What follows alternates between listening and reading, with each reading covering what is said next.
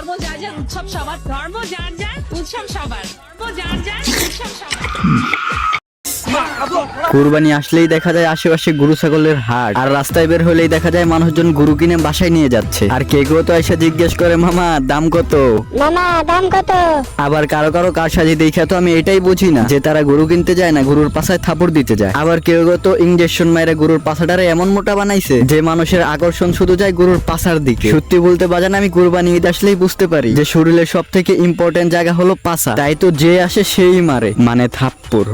আসসালামু আলাইকুম লোকজন, দিস ইজ আপন। তো বিরাদার কি অবস্থা সবার? আজকের ভিডিওতে করবো না বেশি বক বক, সবাইরে জানাই হাম্বা মুবারক। সালাম যেহেতু আমি আগে দিছি, তো দেরি না করে বাজান তাড়াতাড়ি আমার বিকাশে সালামিটা পাঠান। তোমগরে জিজ্ঞেস করলাম কেমন আছো, কেউই বললা না। যাই হোক, তোমগর সবাইরে জানাই পবিত্র ঈদ উল আজহার শুভেচ্ছা। সালামি পাঠাইতে ভুলে যাও না। কিছু কিছু গুরু আছে যারা কিনা কুরবানির আগ মুহূর্তে চোখের পানি ফেলে, হয়তোবা তারা বুঝে গেছে যে তাদের আর বেশি সময় নেই। আবার কেউ কেউ তো এমনও আছে যে দাও চাপাটি নিয়ে গরুর সামনে গিয়ে গরুকে ভয় দেখা। ওই সময়টাতে যে গরুর কতটা কষ্ট হয় ওইটা গরুর চোখের দিকে তাকাইলেই বোঝা যায়। সত্যি বলতে বাজান, তাদের চোখের দিকে তাকাইলে এক প্রকার মায়া লেগে যায়। বাট কান্না করে কি হবে, তাদের তো সৌভাগ্য যে তারা আল্লাহ তাআলার রাস্তায় কুরবানি হইতেছে। সো আমার কথা হলো, কুরবানি দিতে হলে আল্লাহ তাআলার সন্তুষ্টির জন্যই দিতে হবে, লোক দেখানোর জন্য না।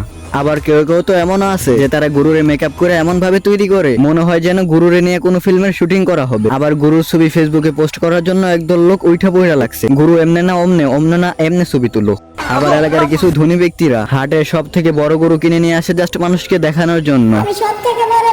তো যাই হোক, এইসব কারসাজি থেকে দূরে থাকুন। এন্ড সাবস্ক্রাইব করা না থাকলে আমার চ্যানেলটা সাবস্ক্রাইব করুন। পরের ভিডিওতে দেখা হবে। সো আজকের মতো বিদায় নিচ্ছি ব্রাদার, তোমার সাথে আমার দেখা হবে আবার। আপনের পক্ষ থেকে সবাইকে ঈদ মুবারক।